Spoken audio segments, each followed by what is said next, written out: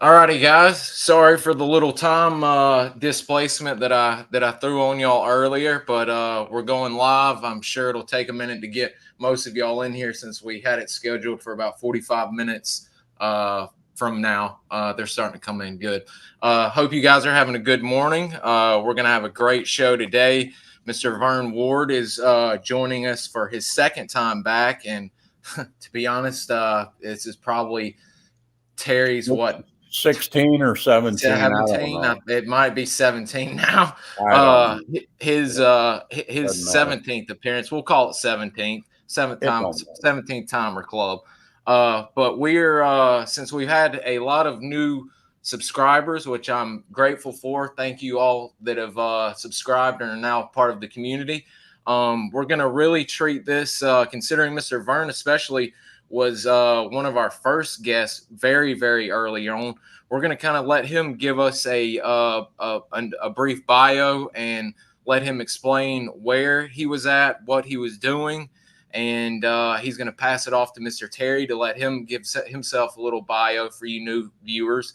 And we're going to take it from there, as well as getting into stories about hatchet forces, STs, and the differences between the AOs that Mr. Terry was in and Mr. Vern was in, as well as them working together on a joint operation. So we're gonna have a great show today, and I'm glad everybody's getting in here. Glad to see y'all. And without further ado, thank y'all for joining us. And Mr. Vern, the floor is yours, sir.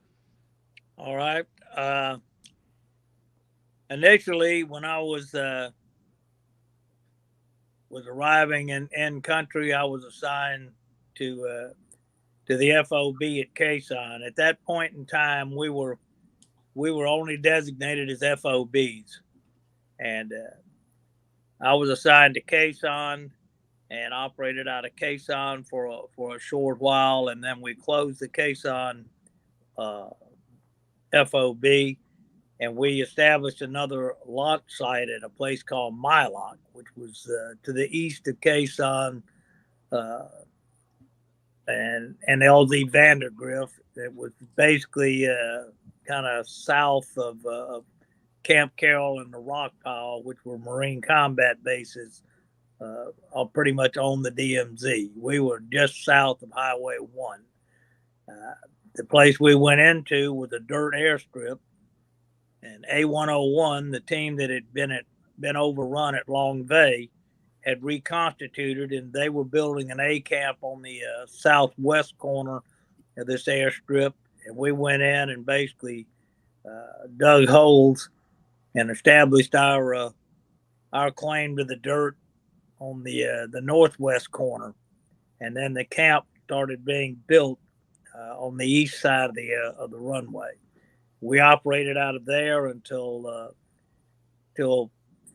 the end of the year in '68, and whenever they closed the Mai Loc launch site, I went to Fubai for a short period, and then Kontum. We were reconstituted then from FOBs to CNCs, and the CNCs became CNC North at Da Nang, CCC at Kontum, and CCS at Bami Tuit.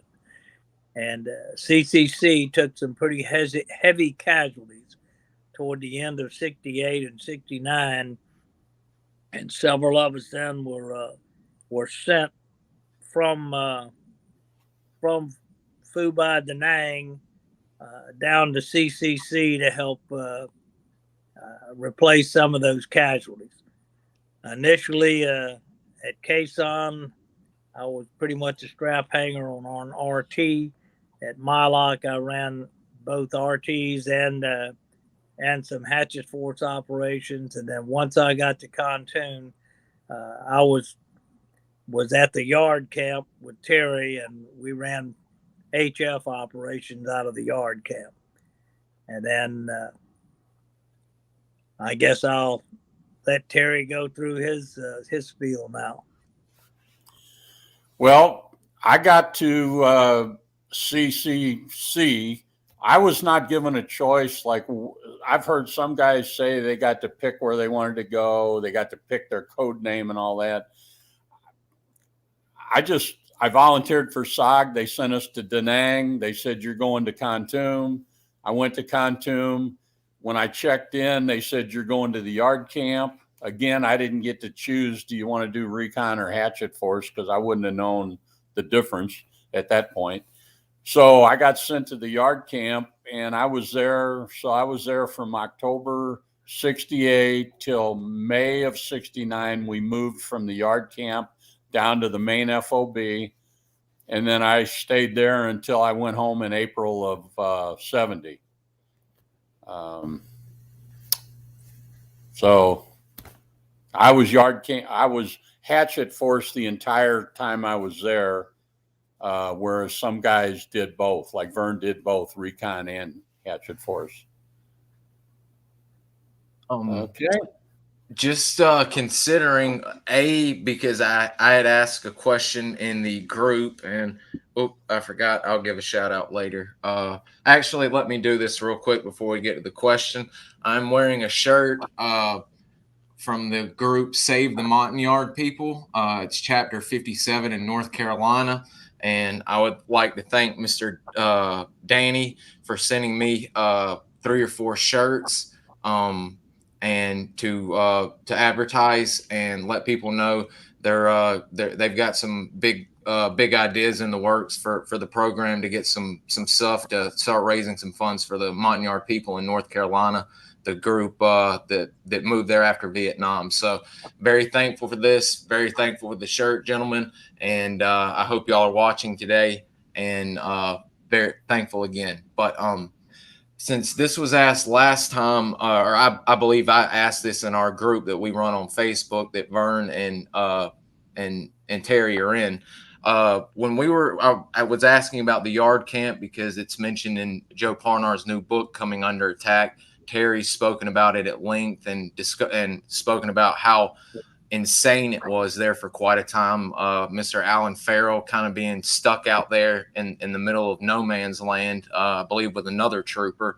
But I believe Mr. Vern, if he's comfortable speaking about this, he thought he may have come across a local, shall we say, 3-letter agency individual that took up arms to maybe help defend the yard camp. Can you remember, or would you feel comfortable speaking about maybe coming in contact with one of the agency guys? There was an individual who was operating in that general area who periodically would come by the yard camp.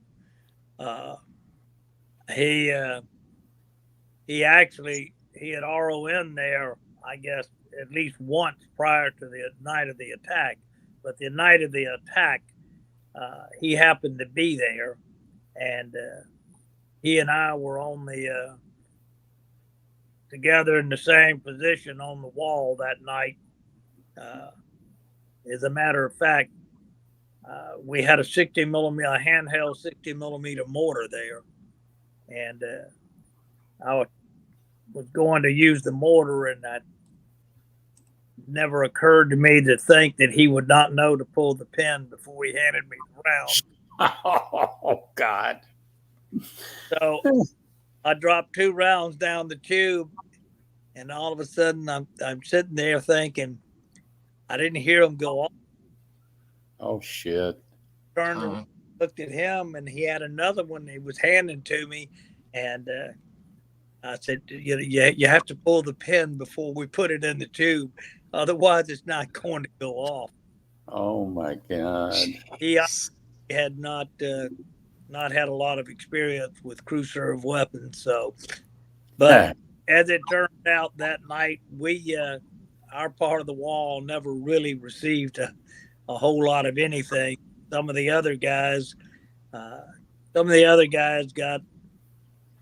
got involved some, but the primary focus of that attack was actually on the engineer company that was butted up against our compound. Wow. I'm going to bring up a map, and I hope it's not going to disturb anything. I was trying to find a good location, and some guys have helped me with a map. I hope you guys might can see this, but yeah. how far? Of course, there's the B team where the Mike Force and such were held. There's the overall CCC. I hate it's not the actual Google Earth where it could get closer, but how far did you say the yard camp was from the main CCC FOB2 compound? It was only 3 or 4 miles. Okay, so not too far. I mean, no. Or was it clicks, Vern? I don't. It was either 3 or 4 clicks or 3 or 4 miles. Yeah, it wasn't more than I would say at max 4 miles away. I mean, we couldn't talk to each other, across the fence, but I always thought that the compound itself at CCC was really one of the oddities to me of the entire war, because the main road from Pleiku to Kontum ran right through the center of the CCC compound. One side you had the command element and S4, and you had barracks. The other side you had the dispensary and clubs, and it was just, to me, I was kind of uncomfortable being there, truthfully. I much preferred to be at the yard camp. Yeah, well, who wouldn't? 360-degree continuity in the security. Hey, bud, as we go along, instead of like trying to save all these questions for the end, because then we end up running out a lot of time, can we maybe do some as we go along? Oh, absolutely. We've got a good one right now, and I'll be curious to hear Vern's take on this too. Jason Holmes is asking about how easy was it to make friends outside of those you met in training group. And my take on it is it was damn near impossible. And an example is I went through training group. Well, he was actually my roommate, Glenn Yamura, who was on Doug Miller's team. David Gilmer was in recon. I went through training group with those guys, and I had been there for 14 months, and we were on the roadblock operation in January of 70 when Miller and Yamura and them get off the chopper. So Glenn had been there the same amount of time as I had, 1 year and 2 months, and I never even knew he was there because there wasn't a lot of interaction between, Recon did their thing, Hatchet Force did their thing, and there wasn't really a whole lot of interaction between them. I call it was compartmentalized. Vern, what was your kind of? I tend to agree with you. I think there obviously were friendships between various people from not only past experiences, but the interaction you had at the time. But like the Hatchet Force and the RTs, you two completely different things going on, and the training was different for each. The focus for each was different, and you were more. It's almost like you had tunnel vision for what you had to do, and everyone else was just there. You were aware of it, but you weren't involved very often with it.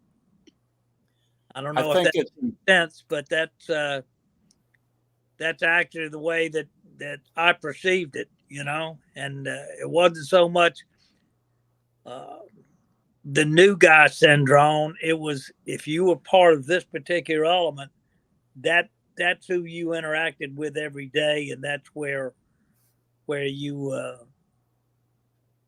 basically had all of your social interaction.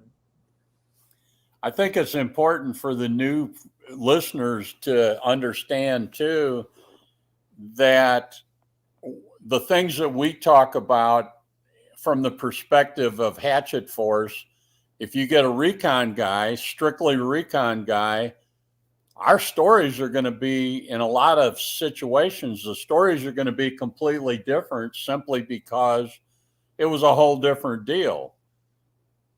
You know, and so our experiences on Hatchet Force, I guess you could say there was safety in numbers as opposed to 8 or 9 guys out there, you know, and you go up against a company or two. Well, if our company goes up against a company, we're probably going to kick their asses. A recon team, 9 guys against a company, that's a whole different ballgame. So keep in mind that our stories, you can talk to somebody else or listen to one of the podcasts from a recon guy. Story experiences are going to be somewhat different. Mr. Vern made a good point, and guys, I've linked that interview that just came out from Rob Graham and Sam, who are wonderful individuals and historians in their own right, not to mention the wonderful video game that they finally made that is just outstanding, featuring real SOG men and SOG pilots in the game playing, and actually do play the game on occasion. But in their most recent podcast with Mr. Vern, Mr. Vern went into a detail describing just that, to where he was leading a ST this time. I don't know if it was at Quezon or really anywhere, but I believe he may have been at Quezon this time, and he was talking about the slow, deliberate movements of a recon team versus a Hatchet Force team, to where you may move, 100 meters in, 30 minutes, 45 minutes or something like that, to where if you ever hit the ground and you crawl, you've got to move twigs to where they're not snapping, to where as a Hatchet Force coming in, they're coming in to kick ass and take names and not too much worried about the noise. I don't think it's so much that you're not worried about the noise. You still try to exercise all of the noise and light discipline that you can with a Hatchet Force. That's one thing that the Montagnards were very good at, I thought. Yeah. They understood why you were doing it that way, and they were very, very conscious of not sounding like a platoon of leadfoots coming through the woods. But with an RT, there were times where you literally had to move every branch in front of you and make sure that branch, 1, did not break, or 2, did not swipe against something on your LBE or your rucksack or something. And, you were just hyper focused on being extremely clandestine. And because obviously whenever you got, 7 guys on the ground, you're not a fighting force. When you do make contact, it's survival. It's not like you're in there to try to seek and destroy. And even though you do have more firepower when you have a Hatchet Force on the ground, you still have to maintain that hyper focus on being as clandestine as possible. Because, I always said that the guy who can maintain seek command and control of his element normally wins the firefight. Yep. Well, a whole lot easier to do that when I only had 7 guys as opposed to 40 guys. And you try to make it to everything needs to be to your advantage. You need to have control of everything that's going on. And you can't do that if you just willy-nilly come off the helicopter and everybody goes busting through brush. Something Vern said earlier that, man, I can't agree more, is the uncomfortable feeling down at the main FOB, because that highway went right through the middle of the camp. There was a guard post on either side of the road. So depending on which side of the camp, okay, right there. Okay, those are the 2 entrances to the camp. There's a little guard shack on each side of the road. So depending on where you wanted to go, you'd go through one or the other. Then at night, at 6 p.m. every night, they'd put barricades up across the highway so nobody could get through. There was no traffic going through after 6 p.m. at night, unless you went down into the village to visit your girlfriend like I would do, and you get drunk or whatever, and you're coming back and they'd let you come in. But there was no vehicle traffic or even foot traffic supposed to the length of the camp.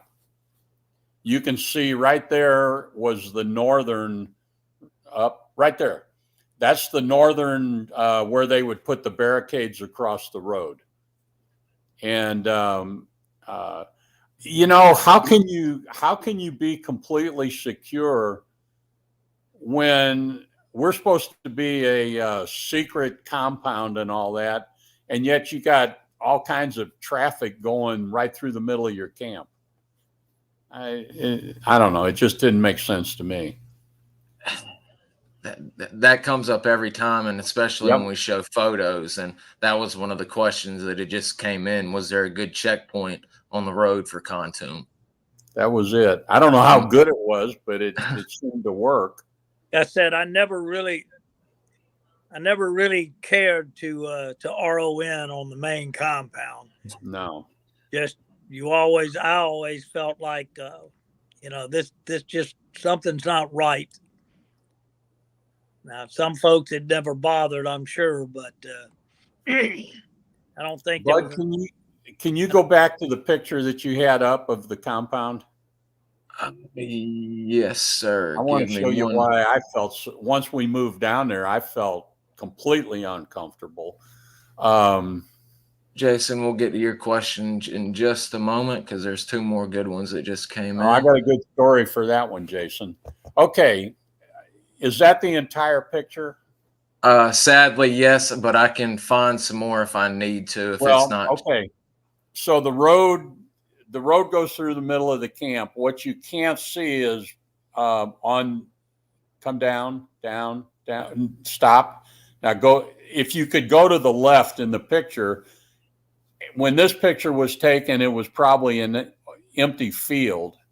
Mm-hmm. They built brand new barracks for Company B of the Hatchet Force. So when we moved down to the FOB in May of '69, my room in my building, we had 2-man rooms, was the very first one closest to the road, but we were also right on the southern end of the camp. So if they'd want to hit the camp from the south, man, we're right there. And I was never comfortable with that. I felt like we were so exposed that, you know. So anyway, that's just another story. Vern, you would have been around for this story. I don't know that you've heard the story, but you'll remember what I'm talking about. There was a question about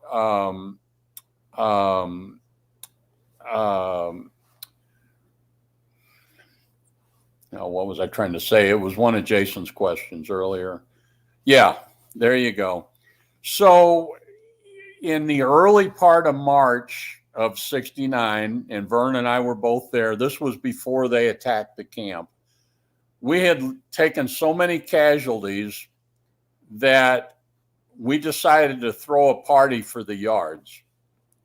And I don't remember who specifically did it, but they took a King Bee and they flew down over the estate of the president of South Vietnam, and they shot this animal similar to a water buffalo.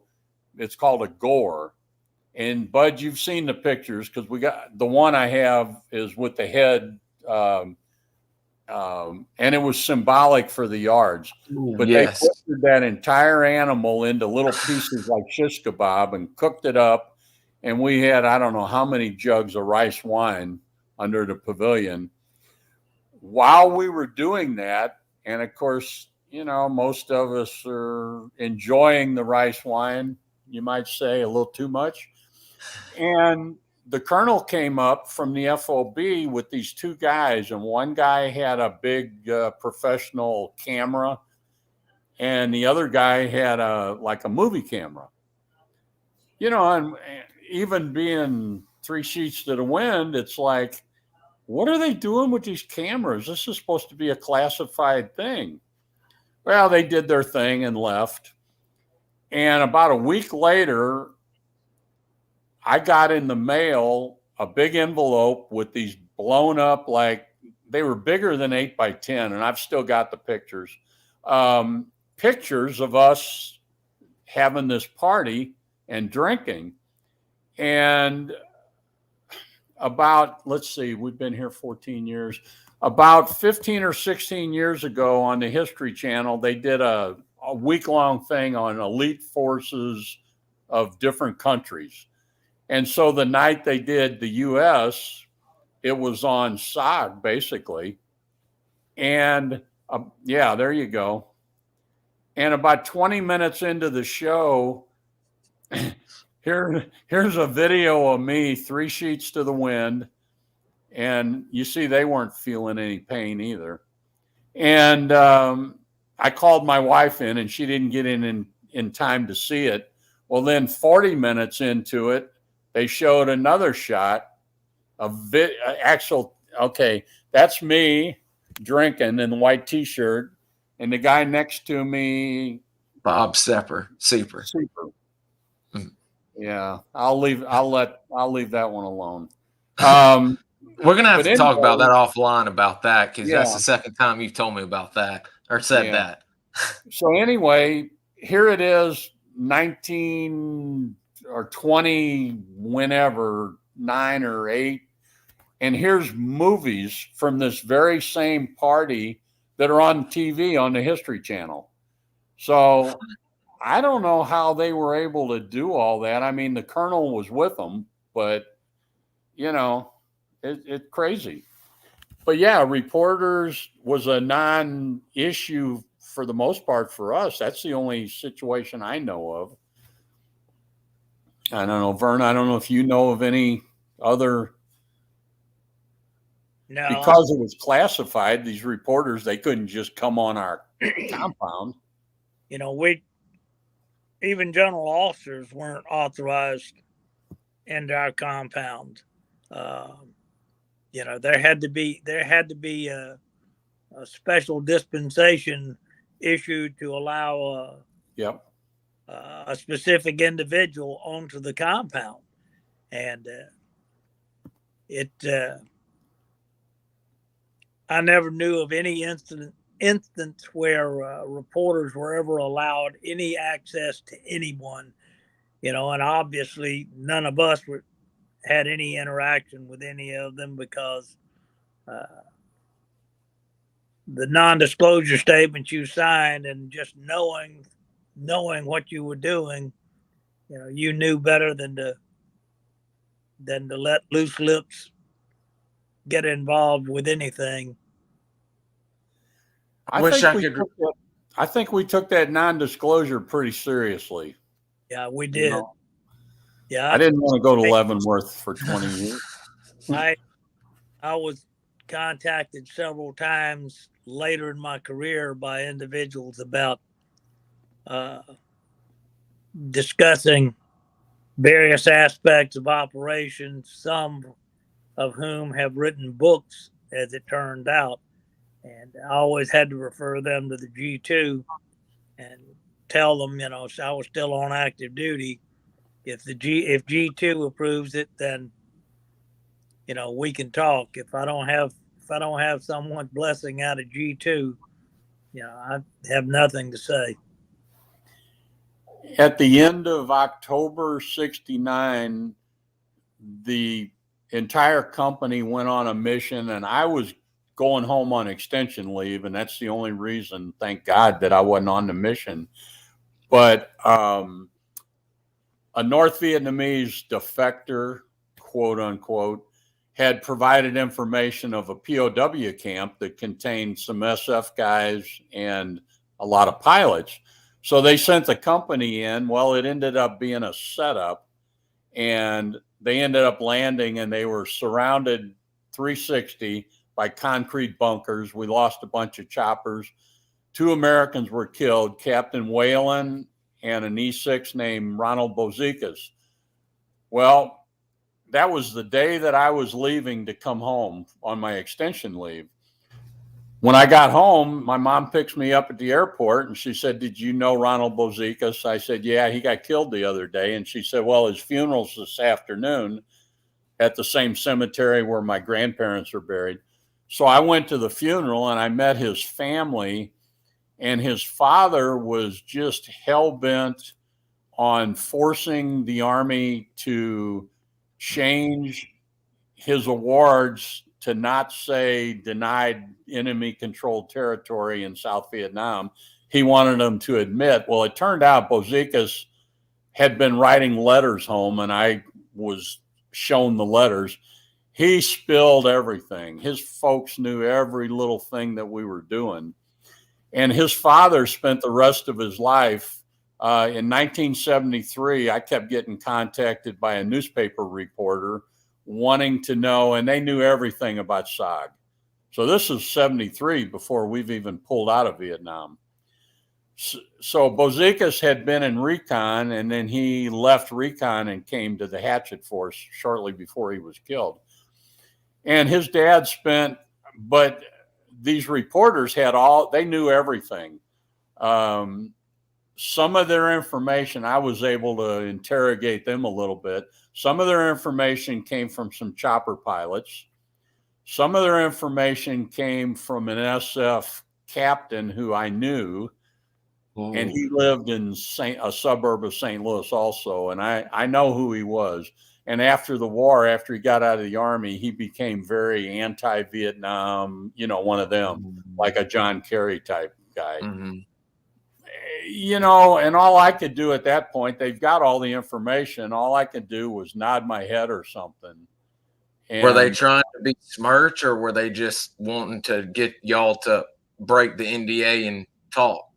They were wanting to get enough information to help Bozikas's father force the Army to change his awards and that to say he was killed in Laos. And that's all it was. Mm. And it's like, so that dogged me for a couple of years, and his father died in 73, I guess. So that kind of, it died out at that point. And I was a cop at that point, and it's like, man, I'm not going to tell you anything. Shoot, I don't want to go to Leavenworth. But these reporters, they were getting their information from other guys. And, okay. Let's see. Baltimore bomb, right uncensored. Well, Bob, and Vern, I'm sure they told us, any letter that you write home will probably be steamed open and read before. I know that was part of our indoctrination. And that was obviously not true, or he wouldn't have been able to get away. His letters would have never made it home. Yeah. But then other people have talked about, you could tell that the letters had been steamed open and resealed. So I think it was more a random thing. They just couldn't keep up with the scale of email, because like when Vern and I were there, that was at the high point of troop strength. And so it's just a thing of volume, being able to deal with volume, Yeah, I would have hated to had that job to be the person going through letters and all of that. Yeah. This is a good one from Galil for both of y'all. What was the largest hatchet force ever assembled for a mission during y'all's time in SOG that y'all know of? I guess Tailwind would be technically the biggest, but what? No. Tailwind was actually, Vern, that was our company, Company B, and it was just a company. The largest I know of was in January of 1970, when they put Company A on one hilltop on one side of the highway and Company B on a hilltop on the other side of the highway. And we completely shut that highway down for about a week.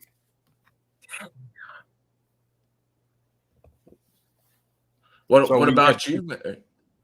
Was that, you said January of 1967?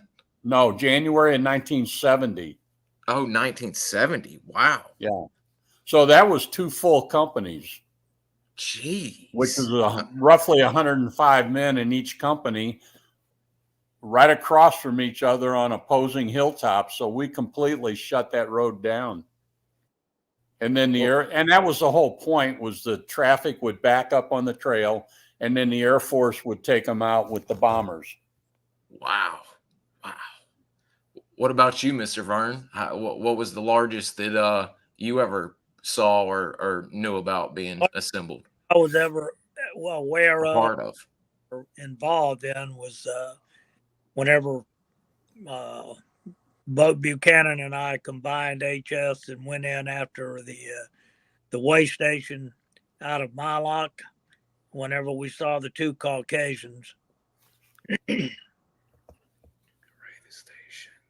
Yeah, that was when, let's see, combined with, was that El Dorado, I believe, the team or the hatchet or the group was called that y'all ran? El Dorado was what Buchanan's HF kind of nicknamed themselves. So I think Bob Donahue had a lot to do with that. But Donahue had already PCS whenever that op went down. Buchanan Garland with him then. Mr. Garland. And guys, again, if you're wanting to hear some crazy stories about not only ST/RT missions and Hatchet Force missions, We Save SOG Souls by Roger Lockshear. He's been on the show before, has a wonderful book with a lot of great men mentioned, and specifically Mr. Vern has the last 2 or 3 chapters, some of the most hair-raising stuff I've ever read in a Vietnam book, to be quite frank with you. Speaking of Caucasians, that's another one. Jason, great question. I'll get to that in just a moment. But Caucasians, what did y'all see? A lot of Caucasians. Did y'all see any what you preserve to be Russian, Chinese? I was asking about Dien Bien Phu and gosh, Quezon and the Chinese and the idea that they planned it and all that. Did y'all come across any foreign nationals like that? Vern probably has more on that. The only time I personally saw any Caucasians was on that particular operation, and again, we had put this element together in order to exploit a way station an RT had found, and we were doing a leader's recon at in the late evening of the target area, and we were up on basically a cliff looking down over the river into the way station. And 2 Caucasians came out of the vicinity of the way station and basically took a bath in the river below us. And so we went ahead and moved basically most of the night. We moved everyone down to get them into position, and we hit the way station at first light, but the Caucasians were not there.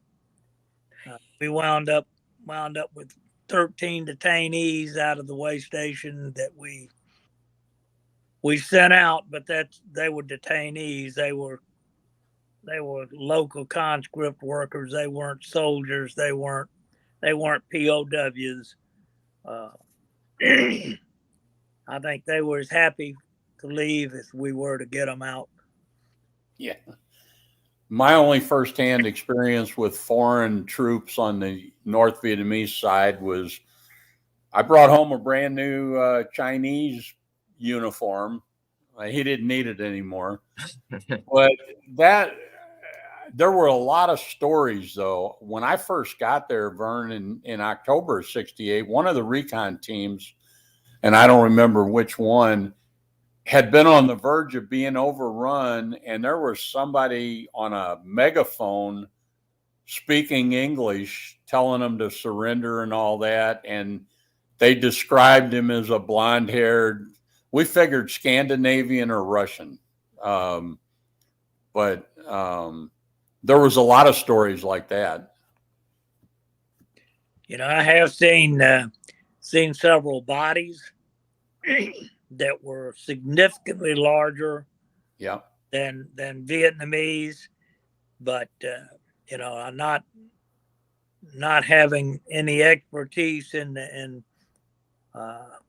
ethnicity. I could not swear that they were some other ethnicity other than North Vietnamese, but they were significantly larger than any Vietnamese I had seen. Well, the Chinaman that I got the uniform from, I mean, I was 5'10", 165 pounds, and his uniform fit me like it was made for me. Mm. The average Vietnamese, I don't know, Vern, I would say 5'5", 110, 120 pounds, something like that. Somewhere in that neighborhood. Yeah. And especially, you know, let's face it, whenever the typical NVA soldier was not a paragon of physical fitness either. Yeah. No, they didn't. Poorly fed. They didn't have the nutrition. They didn't have any of the other things that would have enabled them to have been a lot bigger than what they were. It's always so interesting, especially in the group, finding out besides the Russians, the East German supply, Czechoslovakian supplied stuff. But it's been a real, brain buster, and just hearing about the Cubans being there, and also how sadistic some of them, that they were used to break men whenever they got Americans. There's some reports of them being in the field, but mostly it was Russians that I've heard about, or Chinese. Specifically, Mr. Bob Ward was talking about, or Bob Ramsey, when he was with the 2-Corps Mike Force. They found a very large officer leading, about 6'1" or so, and he felt for sure he was not North Vietnamese. He again said the same thing Mr. Vern said. He's no ethnicity specialist, but by no means did he think that was a North Vietnamese regular. Now, the thing you have to remember is during that time frame, the U.S. and the Soviet Union, or the Soviet blocked countries, we were fighting proxy wars all over the world. It wasn't just in Southeast Asia. We were fighting proxy wars in Latin America and Africa. And to think that the U.S. and our allies were there fighting in South Vietnam to prevent the domino effect from taking place, I'm sure that all of that communist bloc had troops supporting the North Vietnamese, because that was a major player in these proxy wars between the two elements. And, we know for a fact that initially, when all the SAMs and stuff were going into North Vietnam, they were manned by Russians. Yeah. Those were Russian crews that manned the SAMs. That's not even open for debate. And I'm sure that there were other elements that were deployed in there in support of the North Vietnamese pilots. Well, I don't know, but I feel certain that there were other elements that were deployed, because, like I said, that was a major player in these proxy wars that we were fighting against the Soviet bloc. But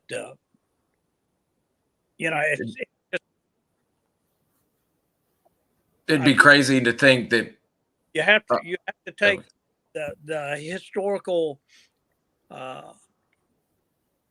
conflict that existed after post World War II, all the way up to the fall of the Soviets.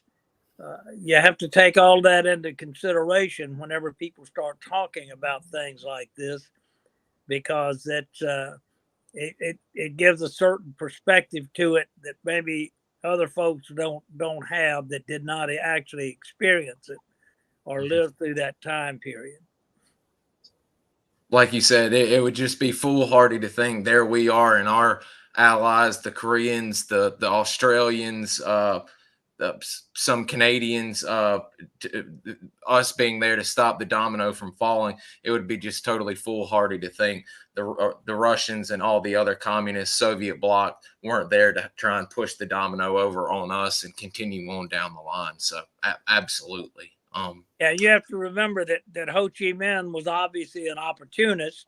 The United States actually had the opportunity to throw our support behind Ho Chi Minh in World War II, whenever he was fighting an insurgency against the Japanese, and for some reason the powers that be made the decision not to provide support for the Ho Chi Minh element, and he probably never would have gone to the communists asking for help had we done so. So hindsight is 20.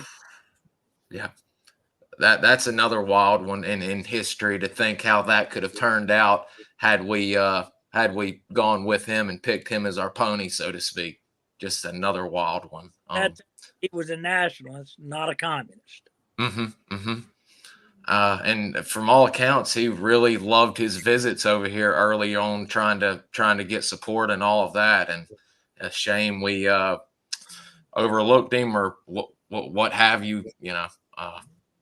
Jason was curious, did you ever run any missions on the Hatchet Force that you felt would be more suited for an RT, or vice versa for Mr. Ward? I can't think of any mission that we took a Hatchet Force in on that would have an RT would have been able to perform. There was, most of the time when a Hatchet Force went in, you were going in to make contact. I mean, they didn't just arbitrarily just say, let's put a Hatchet Force on the ground and do a recon in force. You pretty much had an assigned target that had already been determined. Whereas with an RT, that may not be the case. There was some indication of something there, or they wouldn't have put you in that AO. But sometimes RTs were just put into AOs to do a quote trail watch, and you count vehicles and people as they move down the trail. But you wouldn't use an HF. Basically was a hammer. When the HF went, they were going to make contact.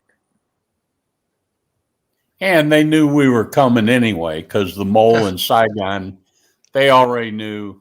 They knew how many of us. And that's why I call it and it's not the right term, I call it economy of scale. Whereas a recon team, if they get discovered, they might be up against a platoon, a company. Well, Hatchet Force, you may be up against a regiment.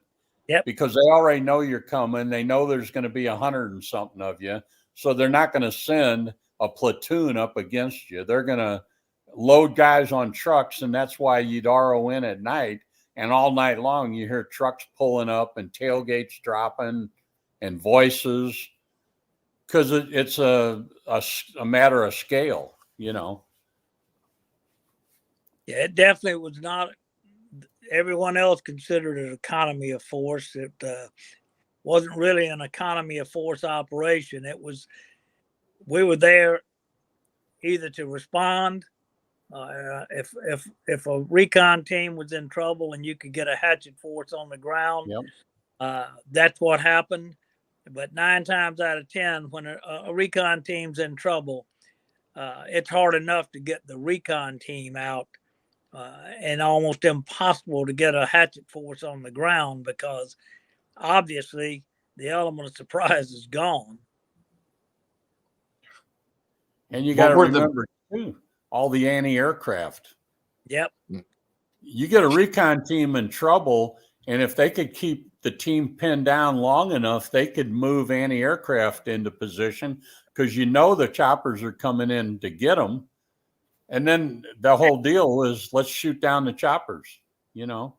Sometimes they attempted to use the element in contact as bait, just like he said, to get helicopters in range of the AAA, and just it was what it was. There was not a whole lot you could do about it.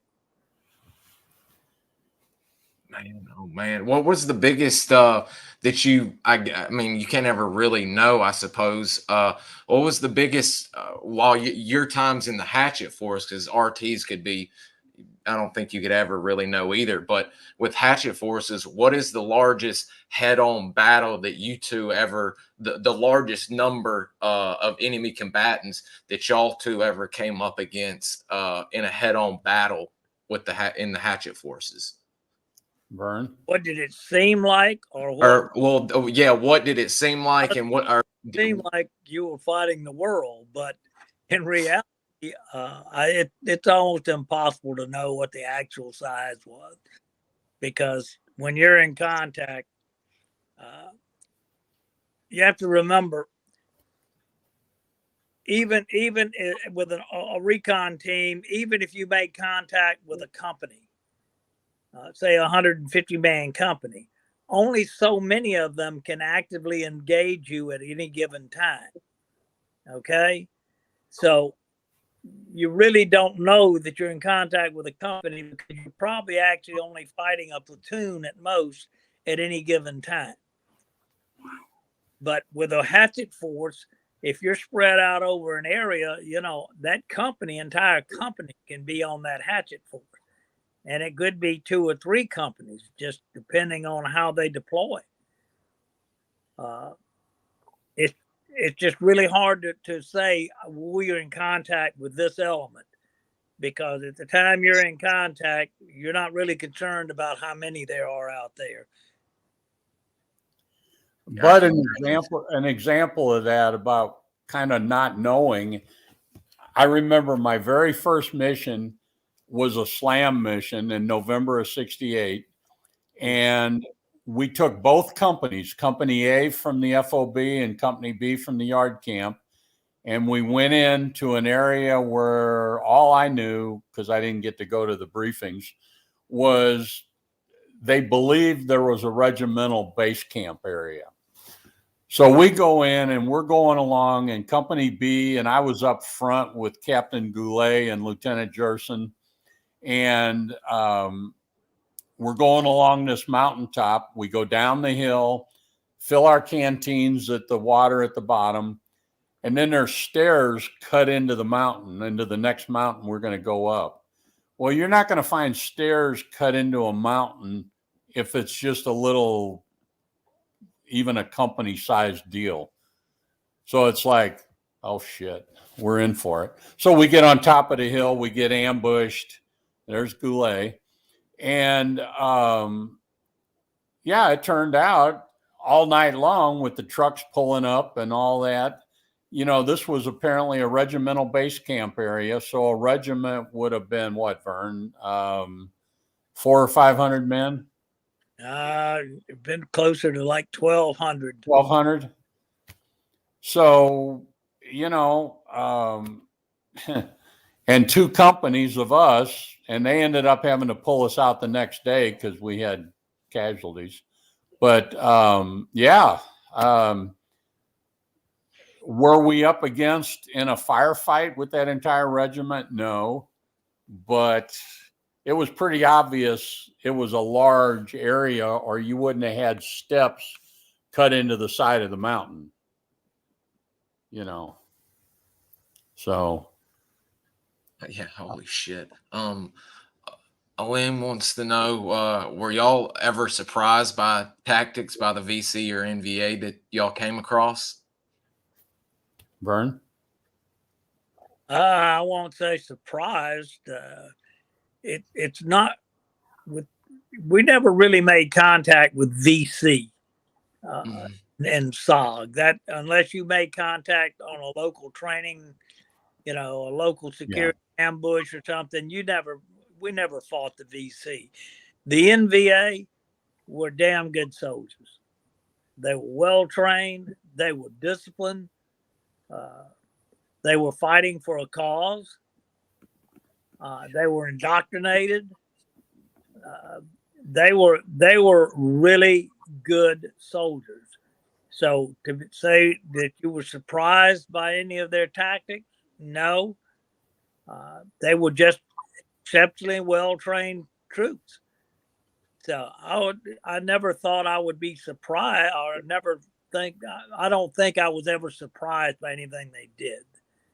I actually saw them get online and make a full-scale infantry assault one time against us after a POW snatch. But, truthfully, I hadn't seen that since I left OCS at Fort Benning.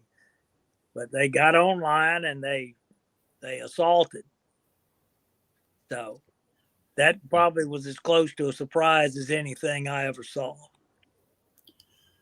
To carry what Vern just said a step further, it became readily apparent during '69, they had these counter, whatever they wanted to call them, hunter-killer teams specifically trained and specially trained to come after us. Those troops, in addition, because I think a lot of us tended to sell the NVA short on terms of skill sets and training, and that these guys, they were specifically trained on how to track us, how to trail us, how to, take us out. And that started becoming more and more apparent as time went on. Their sapper units and the hunter killer teams definitely got a lot of notice just for the '68 attack on CCN, and then of course, sadly, got teams just completely going missing from evidently coming in contact with them or just being completely overrun. So, yeah, I mean, Did you either one of you happen to ever come across a hunter killer team or find some sappers or anything while y'all were out and about? No. Did y'all see any sappers the night they tried to get y'all at the camp, or was it a full-on assault? No, it was mostly like the sappers. I don't know, Vern, on the front where you were at. My job was, I was supposed to be what they called a floater. So I was supposed to go anywhere along the wall where they needed help. Well, they were really hitting the engineer camp and on the back side of our camp, which on a map, if you're looking at it, it would have been on the right, which would have been the east side of our camp, because up behind that was the mountains. Right. There were, and my pictures got confiscated, but there was a bunch of them just wearing like a loincloth, a diaper type thing like Sappers did. But then there was other regular VC, what we found the next morning when we swept back there, we found all kinds of blood. We found all kinds of bandages. We found tons of counterfeit Vietnamese currency.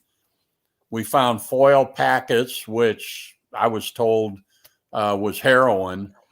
And we found trees with chains on them, which supposedly they got the locals that they impressed for duty, and they would get them high on heroin and chain them to a tree and sit them there with either a mortar, maybe even a machine gun, who knows.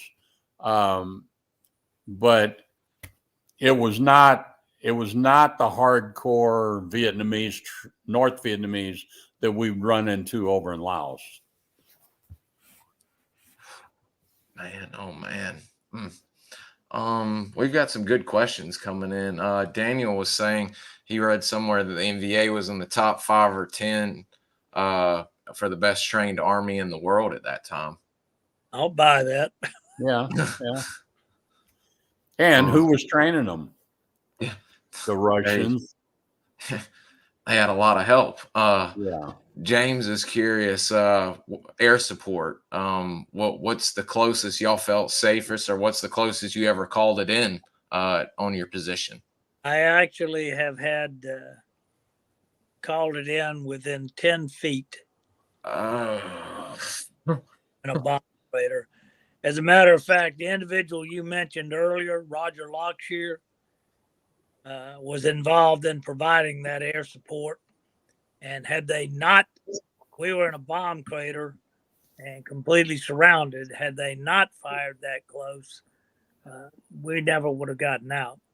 You could hear the rounds cracking and snapping all around you, and feel actually got dirt and stuff from rounds impacting. That's the closest, and it was either shoot there or that was it. I have, Bud, out in my workshop on the wall. I've got a little shadow box, and I've got the rest of the bullets out of the gun that I got shot with when I got shot on the mission with Vern. But I also have a big piece of shrapnel that I pulled out of the ground right next to my leg because I was working airstrikes. We were on, what do you call it, like the edge of a cliff. And the NVA were down below, walking down below us. And then when they discovered us, we got into shit all around us. But I was working the airstrikes, and I was trying to get them to drop some bombs down the cliff where I knew there was a big bunch of them. And it just happened to have a piece of shrapnel went in the ground right next to my leg. I mean, we're talking,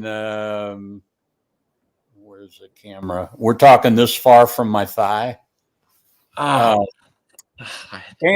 you know, and I know Vern's been through this too.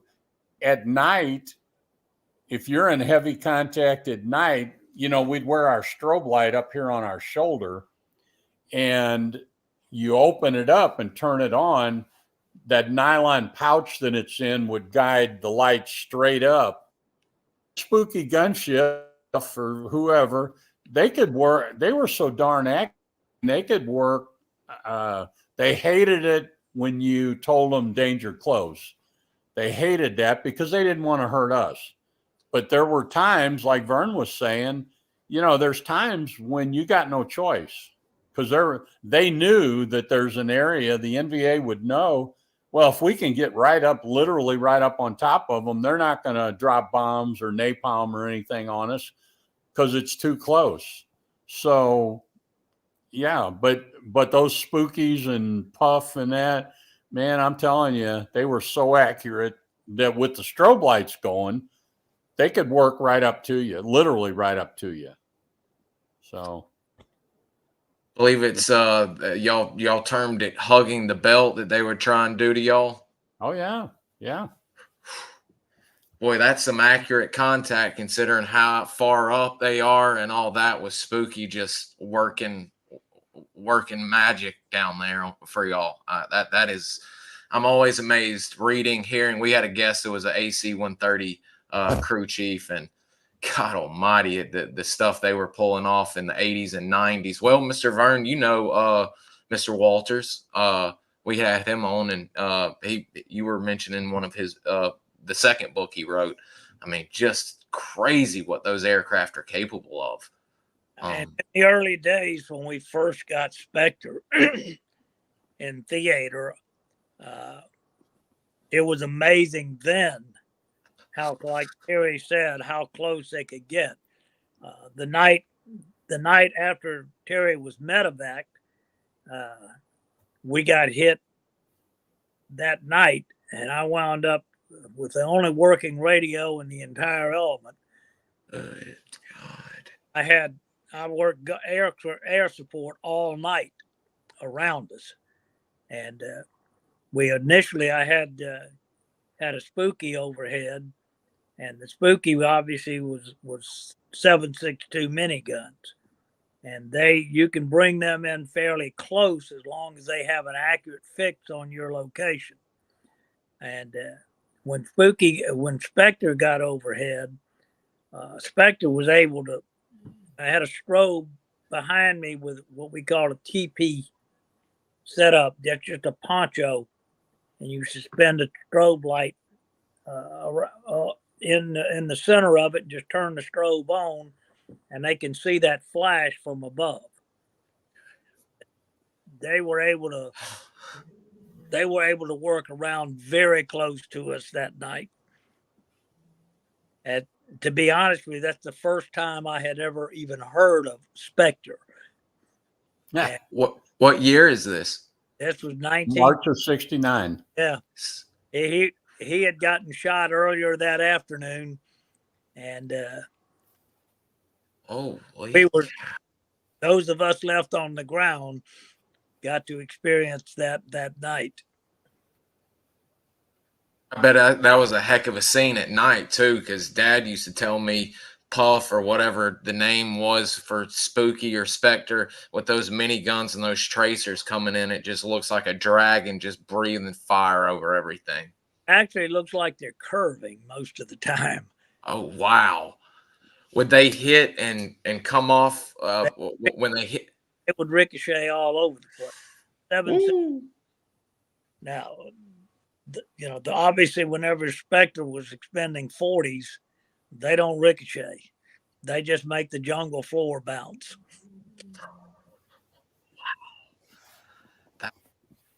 At a loss for words on that. Bud, keep in mind too the terrain, and that's something we haven't really talked about. Was the differences in terrain between when Vern was up north and at Kontum. But in Kontum, it was all mountains over in Laos where we operated.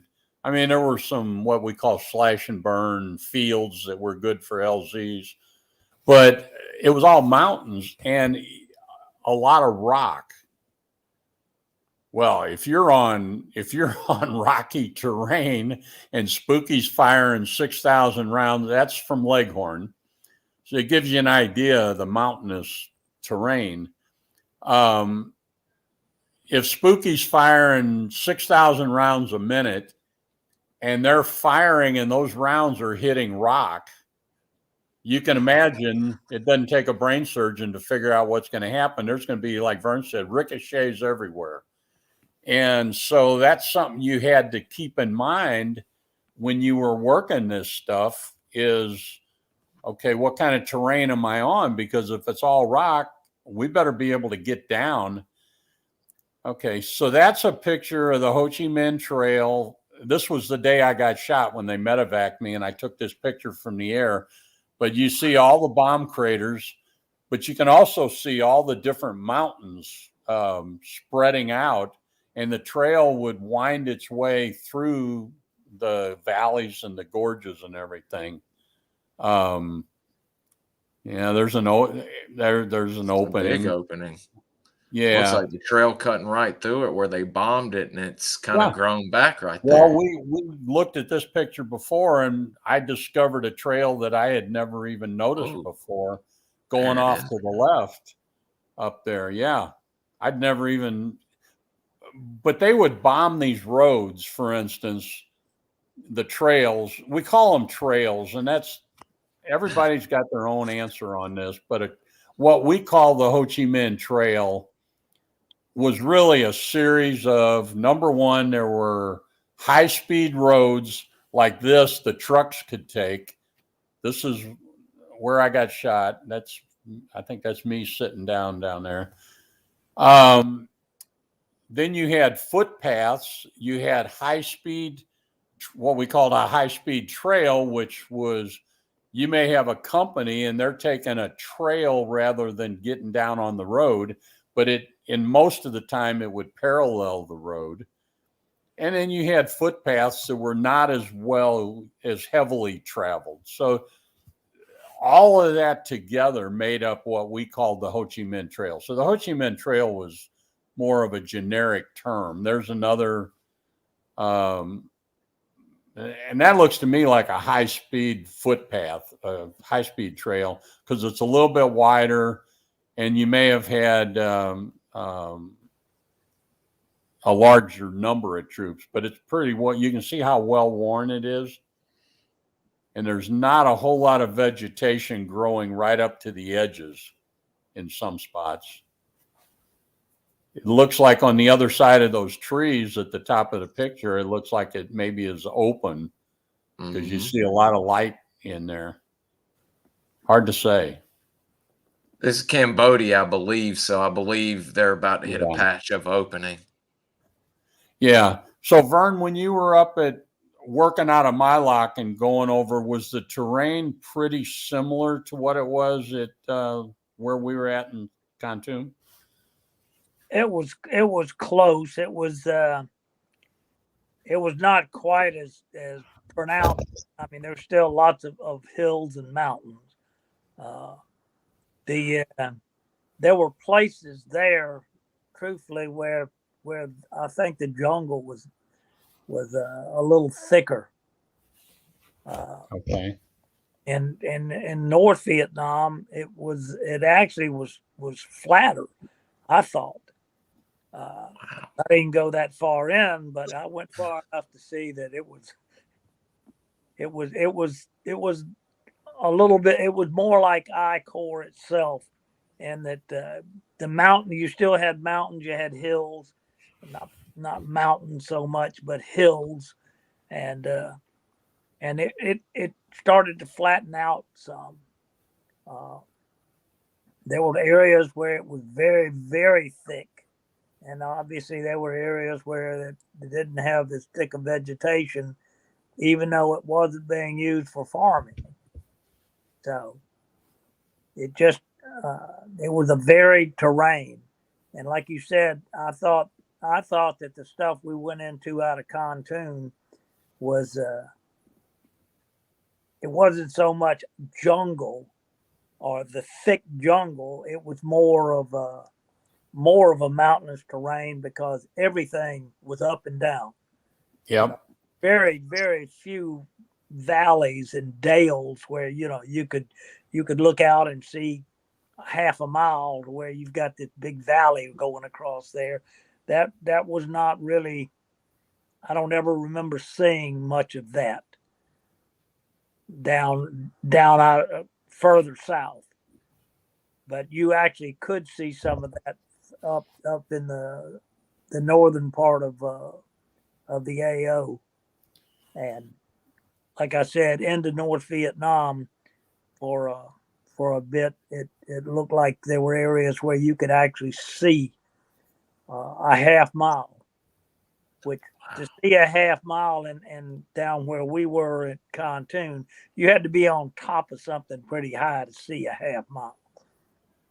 You could when I first got there, Vern, what they told us, or me, I don't know, the maps that they gave us to use, they said were actually made based off of aerial photographs taken by the French in 1952.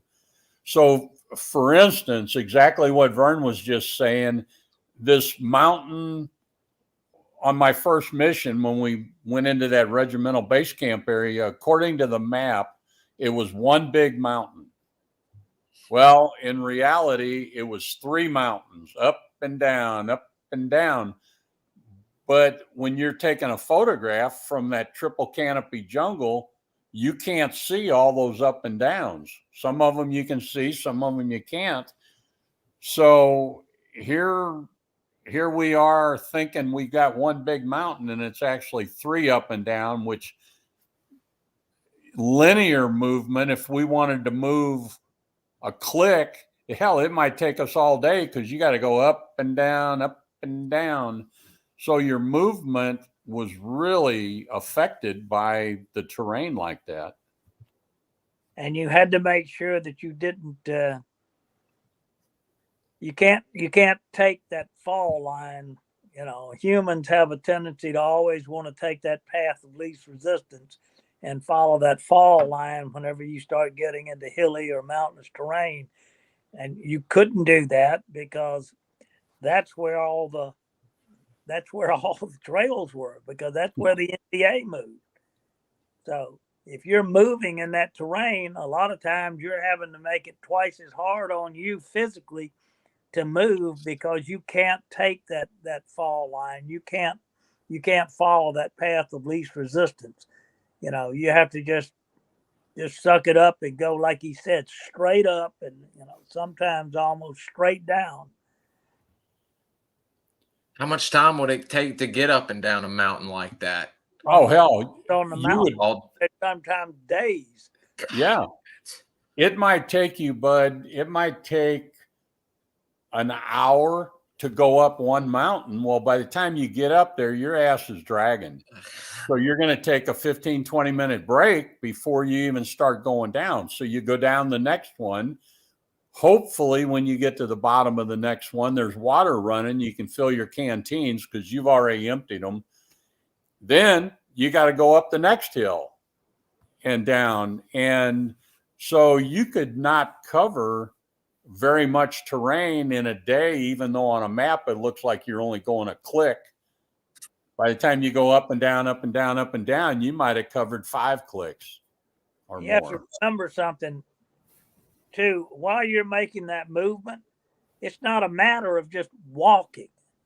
I mean, literally, you've got flank security out. You've got to secure the area around you the entire time. And every time it starts thickening up, or the gradient gets too steep, that slows you down, because now you still have to clear everything. You can't just go walking blind up this mountain. You have to know what it is you're moving into.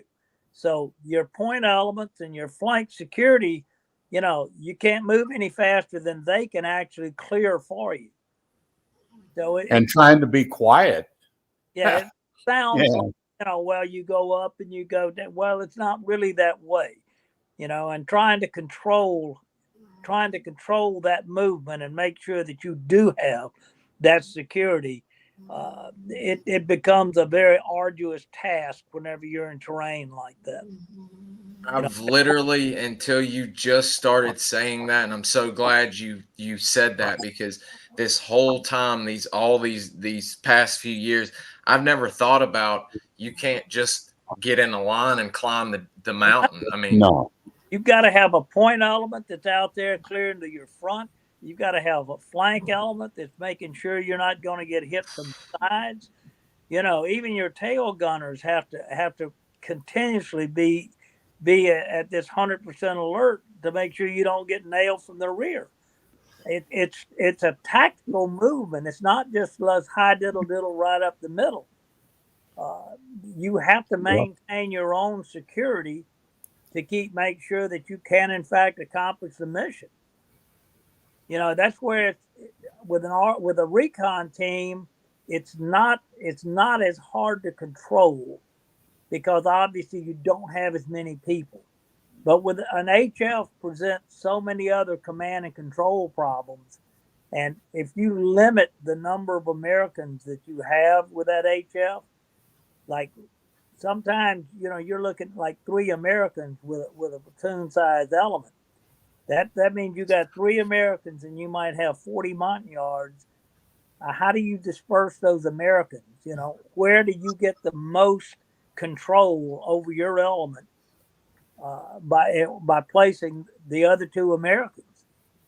Do you put them with the flanks? Well, you can't do that. I'm always going to be with the point, so somebody's got to be able to control that main body element. People don't understand sometimes that there's a whole lot more that goes on other than just let's all get out of the helicopter and go down this or up this mountainside. There's a lot more involved in the conduct of an actual operation, and the command and control is completely different from an RT than it is from an HF, and like the RT is much easier to control, obviously, but if you're going to have command and control of an HF, it brings on a whole nother list of things that have to get involved, and that's where a lot of times the training is so critical. You know, I can't yell over there at Terry, who's got that group over there, and tell him go do this. Well, then why are we here? You know, why don't we just all stand out in the open and wait for him to come? So he has to already know what he's doing. I can't be telling him what to do. He's got to know what to do because we trained to do that. In today's world, they all have those little commo sets where they can all talk to each other. That's another one of those things that back then it would have been nice, but we didn't have that. And so, like Vern says, this is where your training kicks in. You're trying, and the idea of trying to cover your trail and all that was so important for a recon team. With a hatchet force, it was almost impossible. I mean, when you got 105 guys busting through the brush, do you really think you're going to conceal every bit of your movement? They're already on you anyway. They've been on you since the minute you landed. No, you're not going to. So things like noise, yes, you want to cut down on the noise as much as possible. Can you do it as quietly with 105 men as you can with 6 or 8 men? No, it ain't going to happen. It's just not possible. And the other thing is, when you make contact with an HF, if I'm with the point element, yes, honey, Terry is back with the main body. Yes, honey, I'm on this podcast right now. See each other throughout the entire contact. It's not like, you know, we're all going to get together and decide this is what we're going to do. We have to already know what we're going to do, because we might fight the entire fight and never see each other. And in most cases, you won't see each other. When I got shot that day, Vern, I never saw any other Americans till after the shooting was all over with, and you know, we're trying to get our shit together and figure out what went on, because the jungle is so thick. And when you got shot, I had the flank security element that was cutting the trail back up the trail. And truthfully, when you got shot, I had no idea for 10 minutes what had gone on. Exactly. Because we didn't have enough radios. And, you know, I can't leave where I am to go find out, well, what's all the shooting down the road? See, that's something else, what Vern just said about the radio, that I think people don't understand. So in the hatchet force, you've got 3 platoons of roughly 32 to 35 men each. You've got your company commander and XO. How many radios are there? As I remember it, Vernon, I could be wrong, but I think each platoon had a radio, the Prick 25s, and the company commander didn't have his own radio, but whoever he was with, that platoon, he could get on that radio. We all carried those ERC 10s in our pocket, but that's strictly for super emergency. Yep. And to be honest with you, whether I was on an art, the very first thing I learned on the first operation I went on was, I do not want to have to go anywhere other than where I am to have a radio. From that day forward, I carried a radio myself. Whenever I running an HF, running an RT, I carried the radio, because that is your lifeline out of there. And you know, some guys, like, truthfully, I don't think Goulet ever had a radio in his rucksack. Nope. He always was going to somebody else that had a radio. And that night after you got hit, that's when the other guy's radios got hit. and Goulet didn't have a radio. And besides that, he was over there taking care of sucking chest wounds all night long. Poland and yep. And I've got the only radio in the entire element that can talk to the outside world. So that y'all are that moment, that time, y'all are doing that. Y'all only have one radio amongst the three platoons. Radio. I have the only HF radio. Now I could have gotten on an ERC-10, but the ERC-10 battery is going to run out if you try to. From dark until daylight the next morning, I was on that radio nonstop. Just going through batteries like crazy, I can only imagine. 3 different batteries. That I changed batteries 3 times that night. Yep. But I had air overhead, everything from SPADs to C-47s, AC-130s. Moonbeam asked one time if I wanted F4s, and I said, hell no. I cleared A1Es in on a CBU run by sound one time. I listened, and he goes, inbound, and I'm going, and he goes, are we cleared hot? And I'm going, shit, it sounds like they're not going to hit us, so you're clear. And they let CBU. What you got to keep in mind, too, those Prick 25 radios, you had that little short whip, I call it a whip antenna. Well, sometimes in this jungle, especially with all these mountains and whatever, sometimes if you don't have covey overhead that can reach you, you may not be able to reach Leghorn. Yep. And if Moonbeam at night or Hillsborough during the daytime is up there and they're not close enough to you, you may not be able to reach them.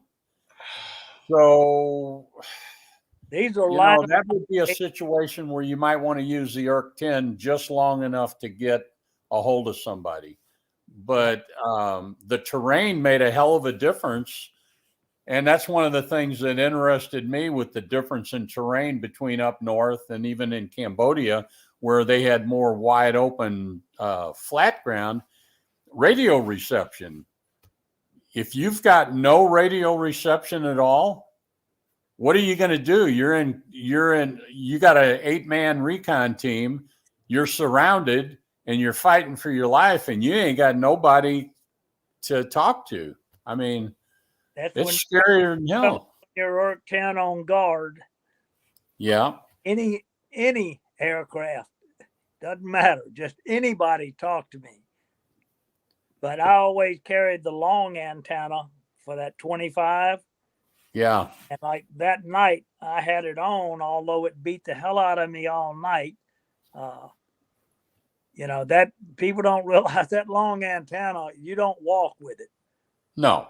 I mean, that was what, Vern, about 15 foot long? I don't think it was 15, but it was pretty good. It was in segments. At least 8 to 9 foot of antenna. Yeah. Rick Estes, that's Daniel putting out some information for us. Rick Estes said one time that they got in a predicament on the DMZ. He was on with us 3-4 days ago, and he actually mentioned they had gotten out of ammo, out of the radio had been shot, and he finally had to get on the ERC-10 and was getting no one. And just by the grace of God, a commercial aircraft was passing over Vietnam. And he gave in the open, gave the stuff and finally got it. I think 248 was guard. And every aircraft that flies is required to monitor guard.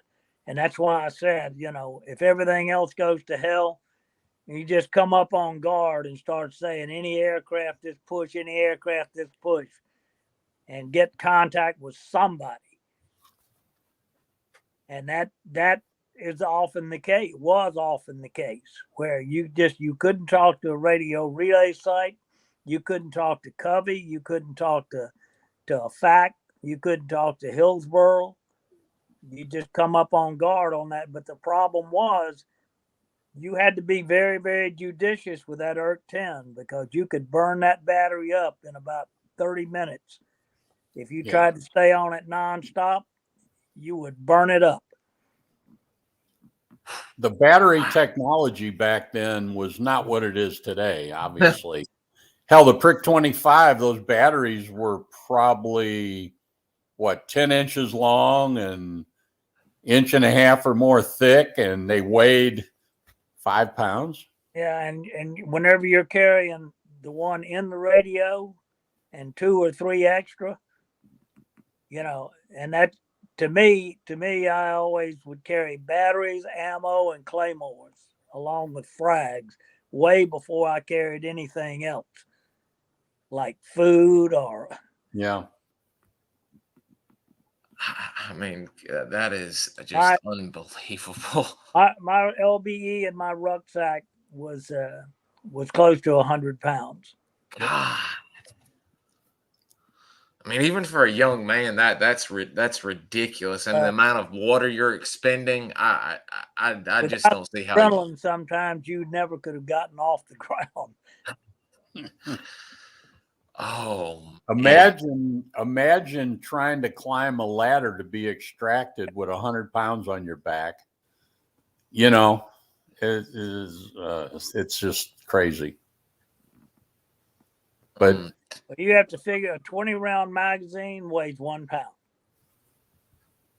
So if on your LBE you're carrying frags, a strobe light, a knife, and as many magazines as you can put in your canteen covers, okay, your LBE is going to weigh somewhere around 45, 48 pounds, because I always carried at least 38 magazines there.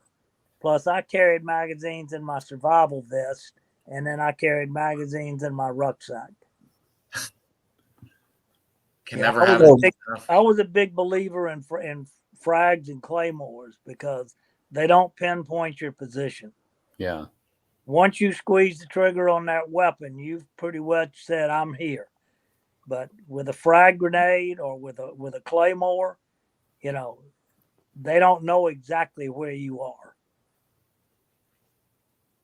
Plus, you can take out more folks with a frag than you can with that rifle. Yep.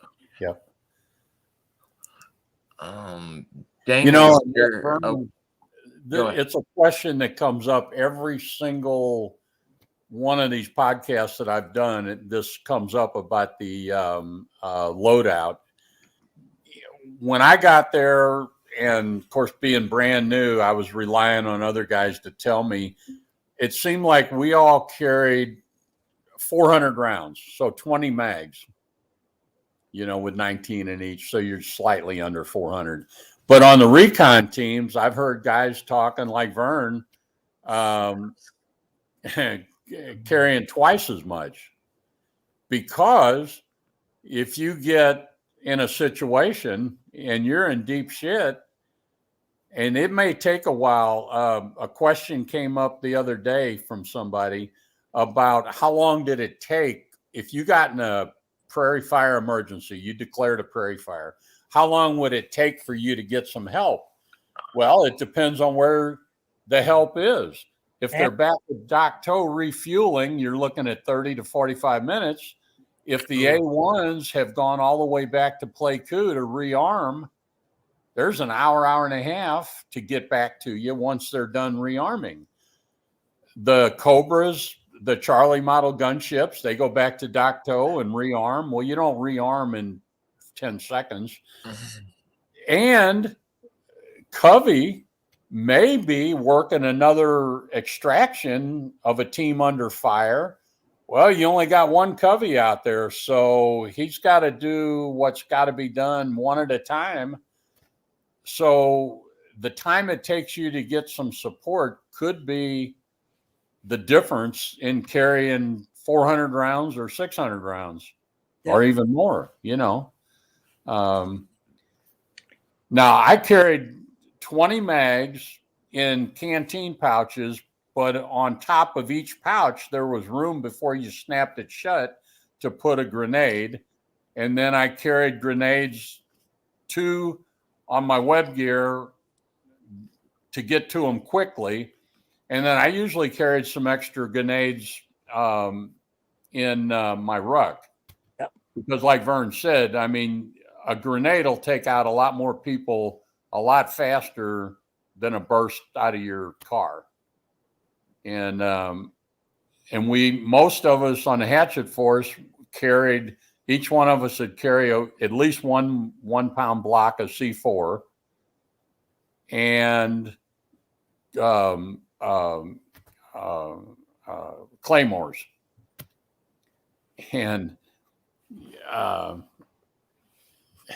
depending on what you were going to use your grenades for, sometimes you would take some extra fuses, or you could take them out of, like, say, a smoke grenade. So like if you're setting a booby trap, well, you don't want to leave that 4-second fuse in your grenade. So you take it out and you put one of the smoke grenade fuses in there, which is instantaneous. So.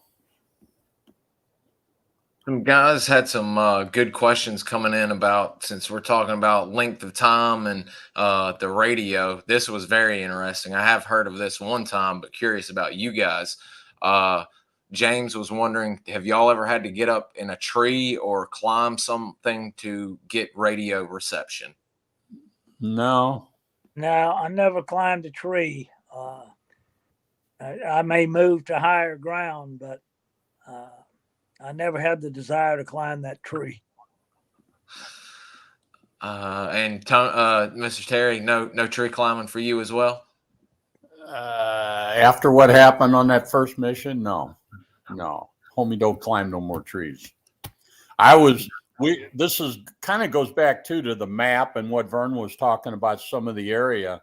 So we went up that mountaintop that had the stairs cut into it.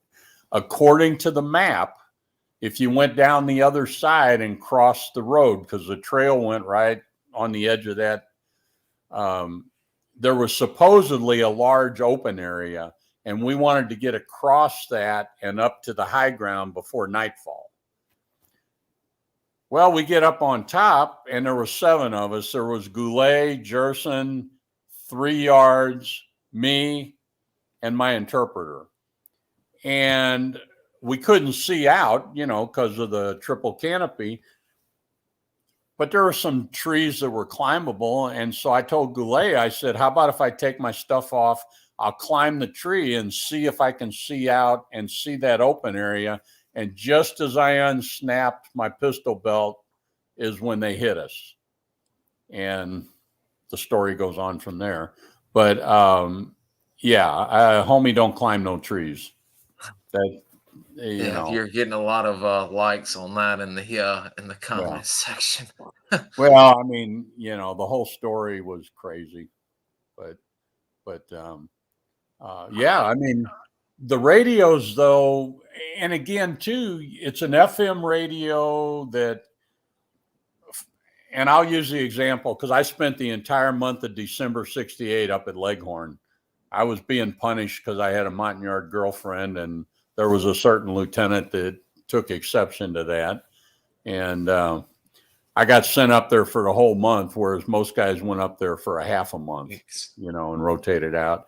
But so up on Leghorn, we had the big, what do you call it, Vern? The big antenna. 292s. 292. You had that connected to your Prick 25. Well, the night they hit us the first time, the first round, which I had to be like an RPG or something, maybe a recoilless rifle. And in the pictures, you'll see it tore all the sandbags away from the ammo bunker on the corner, but it also cut the coax cable coming from that 292 antenna. So here we are in the pitch black. It's 10, 11 o'clock at night. My other American is ready to be medevac the next day because he's got malaria. So I'm not a commo guy. I was a weapons guy, and so scrambling around in the dark, and I finally found the little whip antenna. but I couldn't raise Hillsborough or Moonbeam at night. I couldn't raise him. We had no coveys out at night. And finally, Alan Farrell was on Hickory. I think that's what was the name of it, Hickory. And he barely heard me. So he got a hold of Moonbeam and had them get up over us.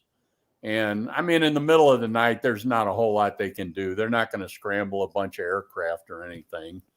But they kind of babysat us till morning. And then in the morning, it's whatever we want, you know. And he may have been on Klondike. I think Klondike. That's where he was. Klondike. Yeah. We got some good questions coming in. We're at the almost at the 2-hour mark, and I don't want to hold Mr. Vern too long today. Daniel's curious, what was the longest time y'all were in contact? I guess meaning until y'all fired that first round and until you got picked up and off to safety. Well, 4 days. After Harry got hit, we were in contact from sundown till after sun up. Now that's not a Wild West shootout. We were taking lots of incoming rifle grenade, RPG, mortar rounds. I think we pretty well beat off any actual assault with all the air we kept pouring in, or I kept pouring in all around us. And it never let them get organized, I think, for an assault. But they pretty much peppered us all night long with all the indirect fire stuff. Just intermittently, I don't know, that continuously probably overnight, but intermittently, I'd have to think about that. There's several times you had contact for multiple days. Just running and gunning to get away. Well, probably the longest pure run and gun was the snatch I did when we got the 3 POWs. That was a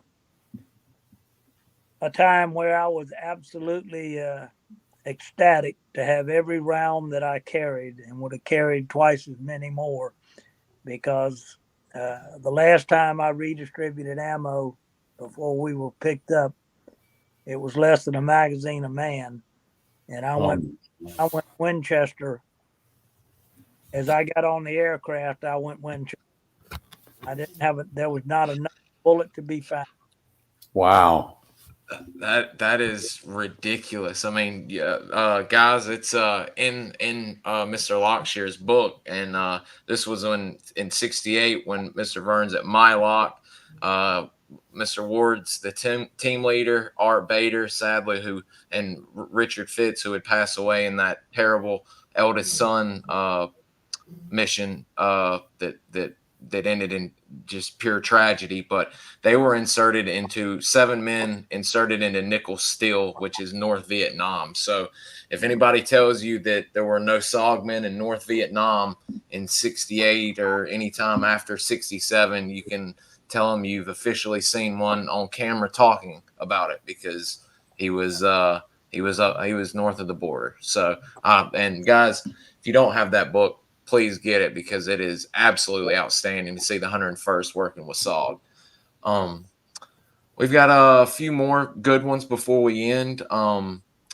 Some dealing with SOG, some not. But Baltimore Bob was curious, do you think consolidating Spec Ops into JSOC helped with intelligence sharing? SOG seemed to be very compartmentalized, and intel didn't freely flow both ways. Well, JSOC didn't exist during this time period. Truthfully, we were more affiliated with MAC-VJ2 and with the CIA than any other of the intel agencies, because obviously for some of our operations it took it took presidential approval for some of them. Yeah. The mission you were just talking about up north took presidential approval because we had to get an exception to the bombing halt for us to have air cap and MiG cap just to penetrate the DMZ and go north. So that literally had to be approved by the president. And it was a very sensitive mission at the time because of that, obviously. So, but in a later life,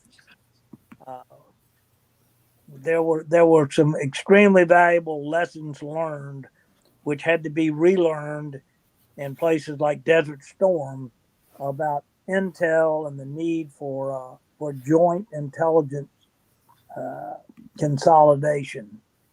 And even today, the problem is with all the alphabet agencies, knowledge is power. Mm-hmm. And if I have the knowledge, then I have the power. And that mentality leads sometimes for us to have intel failures when intelligence was actually available. They could have assisted an operator, and it did not get to the operator in time. And I know this is off subject, but for example, we put an SR team in Iraq prior to Desert Storm on a scud hunt, and we had asked for intelligence about a geological survey for the area, and it was available, but someone did not want to give it up, and we put them into a lava bed, and they had to dig in a hide site once they were on the ground. Well, obviously, it's impossible to dig into a lava bed. So that's just one example of how intelligence failures put soft elements at risk that was unnecessary, and still today there are problems with the sharing of intelligence due to either sources or whatever. But JSOC did not exist until actually 78. The late 70s, early 80s. It was not known as JSOC anyway. Keep in mind, too, that the high command in Vietnam, which was Westmoreland and then Abrams was a tanker. And as an officer in Vernon, because Vern was there, Special Forces was not a career path back then. Actually, Special Forces was almost like a not a favorable thing on your resume. And when Abrams took over, he was a tanker, and he made it known to everybody that would listen that he hated Special Forces.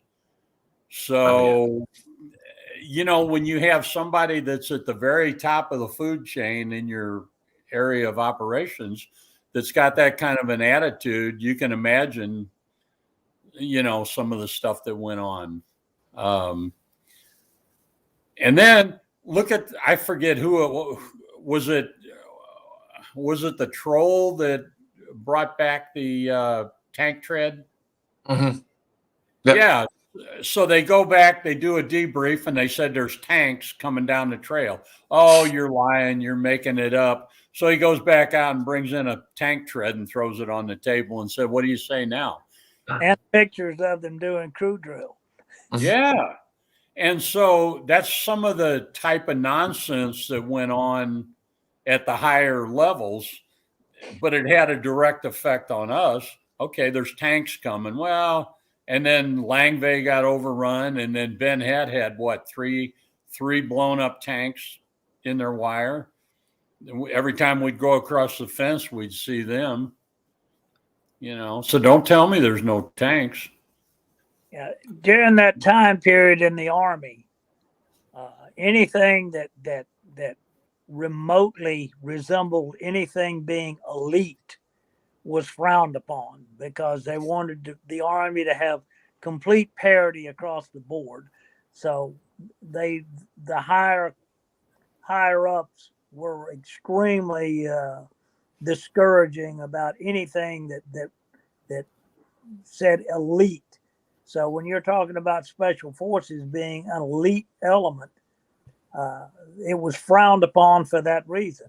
And initially I was an infantry officer, and infantry branch was not did not look very favorably upon an infantry officer actually being in special forces. So it was the environment of the day. Mm-hmm. This one, considering both of y'all, I don't think we've ever asked this, and I would love to hear with y'all's extensive combat and knowledge to see what y'all's answer would be on this, because this is one of our last questions of the day. All other things being equal, if you guys were 4-star generals or what are below in Saigon, how would you have utilized SOG? I'm guessing there was a lot of room for tactical or strategic improvements as a question. Actually, the autonomy that we operated under was pretty significant. And missions were normally generated based off either previous missions or newly gained intelligence by whatever source or whatever means there were. And I think we were utilized effectively for the most part. And I don't really think that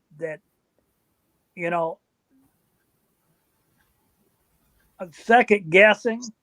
Maybe some missions should not have been run, but I'm not sure that I know of any missions that really should have been run, or even I can't think of a scenario, that we would not have exploited had it come up that would have changed any of the decisions, because the 4 stars in Saigon, believe it or not, did not have a lot of input into what we did. Yeah. How about you, Mr. Terry? I agree with what Vern said. I think we were used pretty much. There's certain things that I think were lacking, and one of those, and it's because we were so compartmentalized. But for instance, you're down there snooping along the trail, and all of a sudden a C-130 comes over and sprays you with Agent Orange. Well, they didn't know we were there, and we didn't know that they were going to fly and spray this area of the trail that day. There was no coordination because we were doing our secret squirrel stuff, and the Air Force was doing their thing, and we were completely segregated away from each other, so to speak. And that I think there could have been better. When you're running a clandestine operation, though, you find that could be a problem regardless. Sure. There are just coordination issues sometimes whenever you're running clandestine ops that you just have to grin and bear it. And just because if 2 people know something, then it's not a secret. Right. And, you can complain or whine around about this or that or the other, but when it's all said and done, there's reasons for all these things that were done the way they were done. When in 69, and I'd say the early part of 69 or the mid part, when they finally acknowledged and realized that there had to be a mole in Saigon, we'd get put in somewhere. And so then you get off the LZ and then you look at the map and look at the terrain and all that. And it's like, this terrain doesn't match up with, on the map, doesn't match up with what we're seeing. So you call Covey and say, something ain't right. Where are we? Well, give me a mirror. So you give him the mirror, he sees exactly where you are, and he says, I'll be right back with you. Then he comes back and says, okay, this is where you really are. Well, I remember that we kind of had a feeling, everybody did, that our launch, Frank Jacks, Major Jacks, we thought he was an incompetent POS. Well, come to find out that he was protecting us by putting us in somewhere other than what Saigon knew, because if Saigon knew, then the mole knew, and they're going to be waiting on us. So they'd put us in somewhere else. And he was doing that intentionally, but he wasn't telling us that that's what he was doing. It might have been nice to know, but I mean, it all worked out, and it was for a good reason, you know. But we had too many teams that got put in, and they were waiting on them when they went in.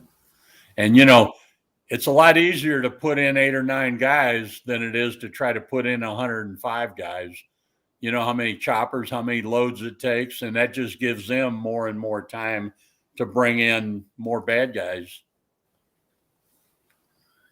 That was a good question. I don't think we've ever asked that one before. There are a few more that are popping up, but we've gone 2 hours and seem to be very good. We may have to set this up to come back and have a part 2 on this, because this has been enjoyable having both of y'all on, especially since we've been talking about having Hatchet Force men on together for months now, and we finally got it set up. Our first guest wasn't too amendable with us, so luckily Mr. Vern actually worked out better, because Mr. Vern and Terry worked closely together and are actually friends. So we've had a wonderful show today, and I've written down the questions, guys, that we didn't get to. Some of them are pretty good, but it would lead on to a longer convo, and we're at 2 hours or 4 minutes away from 2 hours now. So don't want to push our limit here, but is there anything y'all would like to close out with today before we shut her down? I just enjoy doing it. And I've been kind of vocal about this for a while, that all the books, all the stories, all this other stuff is all about recon, and there really hasn't been a lot about Hatchet Force. And so I've enjoyed being able to talk about Hatchet Force, because that, to me, that's like the unknown story, because other than numbers and on a larger scale, it's the same stuff. We're all shooting at each other.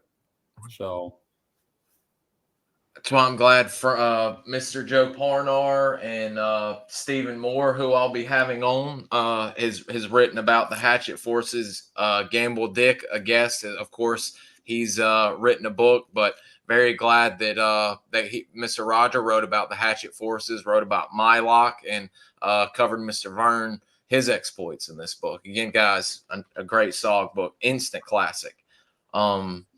And I mean, we were already getting people saying this has got to be a regular thing. So if y'all be open to it, we're probably going to have to set up a part 2 for this, if y'all be open to coming back for a Hatchet Man part 2.